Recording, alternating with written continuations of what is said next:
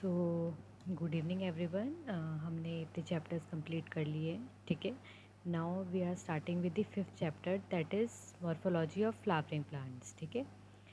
अब देखो, अगर आपको इससे पहले वाला मेरा जो भी मैंने पढ़ाया था उसमें अगर कोई भी डाउट है तो आप मुझे कमेंट सेक्शन में पूछ सकते हैं। मैं नेक्स्ट वीडियो में आप जो भी मुझे पूछेंगे मैं उसको सॉल्व करने की पूरी कोशिश करूँगी, ठीक है। अब देखो हम स्टार्ट करते हैं, जैसे मॉर्फोलॉजी ऑफ फ्लावरिंग प्लांट्स, ठीक है। मतलब जो भी हमारे प्लांट्स हैं हम उसकी मॉर्फोलॉजी को यहाँ पे स्टडी करेंगे। अब देखो, प्लांट में रूट्स होती है, स्टेम होता है, लीव्स होती है, ठीक है। किसी में फ्लावर्स आता है तो किसी में फ्रूट आता है, ठीक है। एक रूट सिस्टम होता है, एक शूट सिस्टम होता है। अपर वाला जो हो गया सॉइल से, दैट इज़ शूट। उससे इनसाइड वाला जो हो गया दैट इज़ रूट, ठीक है। इतनी इंफॉर्मेशन सबको है। देन हम आते हैं रूट पे, ठीक है। देखो, मेजॉरिटी ऑफ जितने भी आपके डाइकोटिलिडोनियस प्लांट्स होते हैं उनकी रूट डायरेक्ट इलोंगेट करती है, ठीक है। और जिसमें लेटरल रूट हो, मतलब किसी किसी में क्या होती है, सेकेंडरी और टर्शियरी रूट्स भी आती हैं। किसी में तो एक ही रूट पूरा इलोंगेट कर जाती है, किसी में सेकेंडरी और टर्शियरी भी रूट्स होती हैं, ठीक है। अब प्राइमरी रूट हो गई और उसकी जितनी भी ब्रांचेस हो गई ये बनाते हैं रूट सिस्टम, ठीक है। जैसे आपका मस्टर्ड प्लांट में हो गया, ठीक है।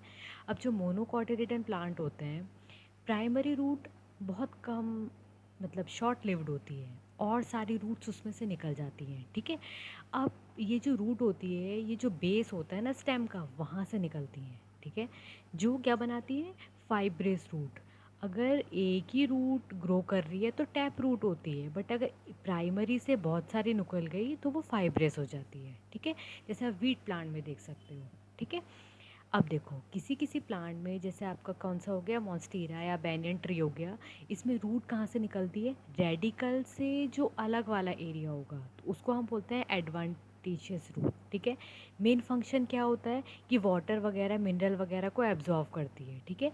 प्लांट को एंकर करके रखती है, मतलब ऐसे नहीं कि विंड है तो वो टूट गया उड़ गया, ये सब नहीं होता। उसको एंकरेज करके रखती है, ठीक है। फूड वगैरह जो है उसको स्टोर करती है, सिंथेसिस करती है प्लांट ग्रोथ रेगुलेटर्स का, ठीक है। जो रेगुलेटर प्लांट को रिक्वायर्ड होता है for their lifetime to survive, to nourishment, anything else, so they also regulate the plant growth regulators, okay. मतलब उनको सिंथेसिस भी करती है। अब देखो, जो रीजन होता है रूट का, तो रूट में क्या होता है, नीचे एक एपेक्स होता है, वहाँ पे थिम्बल लाइक स्ट्रक्चर होता है जिसको रूट कैप बोलते हैं, ठीक है। अब वो क्या करती है, रूट को प्रोटेक्ट करती है कि रूट अपना रास्ता सॉइल में बना सके, तो उसमें आपको ये रूट कैप हेल्प करती है, ठीक है। अब रूट कैप के बाद एक रीजन आता है मेरिस्टेमेटिक रीजन, ठीक है। जहाँ पे क्या होता है, बहुत छोटे सेल्स होते हैं, थिन वॉल्ड होते हैं और डेंस प्रोटोप्लाज्म कंटेन करते हैं, ठीक है। रिपीटेडली वो डिवाइड करते रहते हैं, ठीक है। अब जितने भी सेल्स होते हैं प्रॉक्सिमल इस रीजन के बाद वो एलोंगेशन में आते हैं, जहाँ पे एलोंगेशन और एनलार्जमेंट होता है, ठीक है। जो लेंथ को प्रॉपर ग्रोथ प्रोवाइड कर रहे हैं, मतलब लेंथ लंबाई में जो प्रोवाइड कर रहे हैं वो इलोंगेशन और एनलार्जमेंट में होते हैं, ठीक है। इसी रीजन को हम बोल देते हैं रीजन ऑफ इलोंगेशन। अब देखो, जो भी आपके इलोंगेशन में होते हैं, मतलब जो भी आपके सेल्स होंगे वो अच्छे से डिफ्रेंशिएट और मेच्योर होते हैं, ठीक है। That's why they are just come in the region of elongation, ठीक है। अब देखो, ये जो जोन है इलोंगेशन के बाद, उसको हम क्या बोलते हैं, रीजन ऑफ मेच्योरेशन, ठीक है। यहाँ से क्या होता है, एपिडर्मल फाइन्स जो है वो, एपिडर्मल सेल्स जो है वो फॉर्म करते हैं कुछ थ्रेड लाइक स्ट्रक्चर जिसको हम रूट हेयर्स बोल देते हैं, ठीक है। और ये रूट हेयर्स क्या करते हैं, पानी को, मिनरल को एब्जॉर्व करते हैं फ्रॉम द सॉइल। देखो, ये हो गया अपर आपका रीजन हो गया रीजन ऑफ मैच्योरेशन, दूसरा आपका हो गया इलोंगेशन। यहाँ पे आपकी मेरिस्टेमेटिक एक्टिविटी, ये आपकी है रूट कैप, जो हेल्प करती है कि रूट्स आपकी सॉइल में से अपना रास्ता जो है बना के इलोंगेट होती रहे, ठीक है। देन आपका आता है स्टेम। अब देखो, स्टेम जो होता है वो असेंडिंग पार्ट होता है, जिसमें या तो ब्रांचेज होंगी या लीव्स होगा या फ्रूट होगा या फ्लावर्स होगा, ठीक है। अब कहाँ से बनती है, फ्रॉम प्यूम्यूल, एम्ब्रियो में जो प्यूम्यूल होता है, ठीक है, किसी भी जर्मिनेटिंग सीड का। अब स्टेम जो है उसमें दो चीज़ होती है, one is node and other is internode. अब देखो, जो रीजन है स्टेप का जहाँ से पत्तियाँ आती हैं that is known as node, and the difference between the two nodes, जो डिस्टेंस है उनके बीच का दैट आर इंटरनोड्स, ठीक है। अब स्टेम में बर्ड्स भी होती हैं, ठीक है, जो या तो टर्मिनल होगी या एक्सिलरी होगी, ठीक है। अब स्टेम जो है वो जनरली ग्रीन होती है जब वो यंग होती है, बट जैसे जैसे आपने पेड़ को देखा होगा, जितना पेड़ बूढ़ा होगा वैसा होगा तो ब्राउन कलर में आ जाएगा, ठीक है। जो जितनी फ्रेश एकदम नई लीव्स वो ग्रीन होती हैं, ठीक है। अब मेन फंक्शन जो स्टेम का है वो क्या है कि भाई उसमें से ब्रांचेज होंगी, जिसमें या तो आपका लीव्स होगा या फ्लावर्स होगा या फिर फ्रूट होगा, ठीक है। It also conduct water minerals and photosynthesis, ठीक है। मतलब when the process of photosynthesis occur in the plant, that time also they play their role, है ना। और they also play role in conducting the water and minerals which is very useful for the plant life, okay, and animal life also. अब देखो क्या होता है, food भी वो स्टोर करती है, सपोर्ट भी करती है, प्रोटेक्शन भी देती है और वेजिटेटिव प्रोपोगेशन में भी हेल्प करती है। देन आपका आता है लीफ। लीफ आपका लेटरल होता है, फ्लैटेंड वाला एरिया होता है जो स्टेम के ऊपर ही बनता है, ठीक है। कहाँ पे होता है, नोड पे होता है, जिसमें बर्ड भी होती है, ठीक है। अब देखो जो एक्सिलरी बर्ड है वो क्या बना देती है, ब्रांच बना देती है, ठीक है।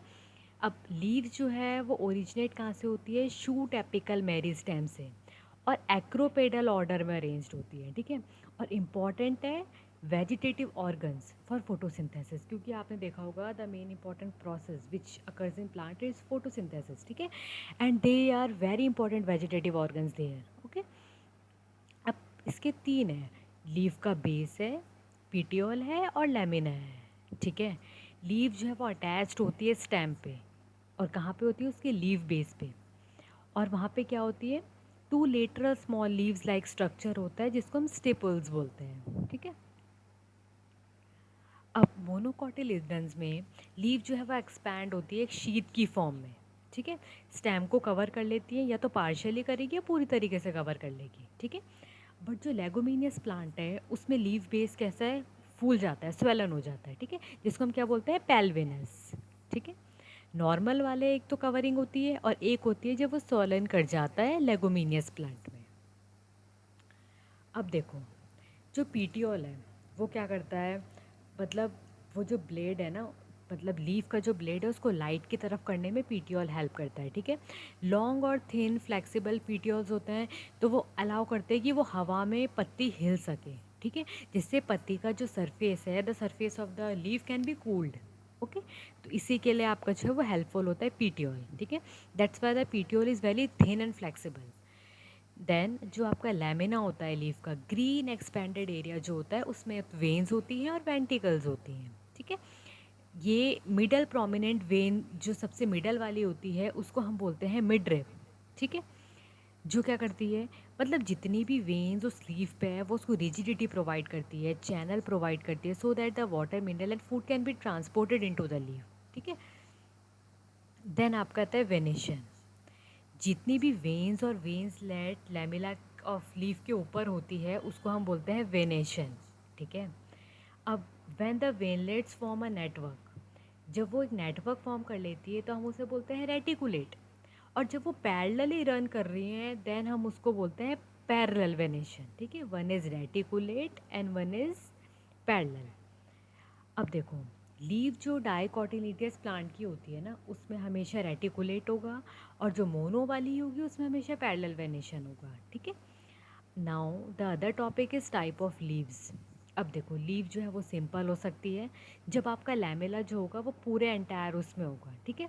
जब आपकी जो इंसीजन्स है वो मिड रिप को टच नहीं करेगा, और जब इंसीजन्स आपका मिड रिप को टच करेगा then the leaf is compound, ठीक है। बर्ड आपका प्रेजेंट होगा एक्सेल पे ऑफ द पीटियोल, ठीक है, बोथ सिंपल और कंपाउंड लीफ दोनों में, ठीक है। बट कि वो किस में नहीं होता है, axil of the leaflet of compound leaf, compound वाली में नहीं होगा, ठीक है। अब आपका आता है ये जो आपका पेनेटली कंपाउंड लीफ है, इसमें क्या होता है कि लीफलेट जो है ना वो एक ही एक्सेस पे प्रेजेंट होगा, ठीक है, जिससे हम रैकेस बोल सकते हैं, ठीक है। जो किसको रिप्रेजेंट करता है, मिड रिप को, जैसे आप नीम का एग्जांपल यहाँ पे ले सकते हो, तो that is पेनेटली compound leaf. Palmately में क्या होता है, लीफ एक कॉमन पॉइंट पर अटैच्ड होती है जो किसी टिप ऑफ द पीटियोल हम बोल सकते हैं, and the example is silk cotton, ठीक है। Then the other term is phyllotaxy, मतलब जो भी अरेंजमेंट है लीव्स का ब्रांच के ऊपर, स्टेम के ऊपर, दैट इज़ नोन एज फेलोटैक्सी। तीन तरीके से होती है, अल्टरनेट, अपोजिट एंड वोल।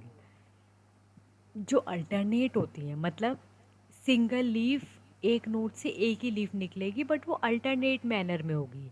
जैसे we can take example of Chinese rose mustard, ठीक है।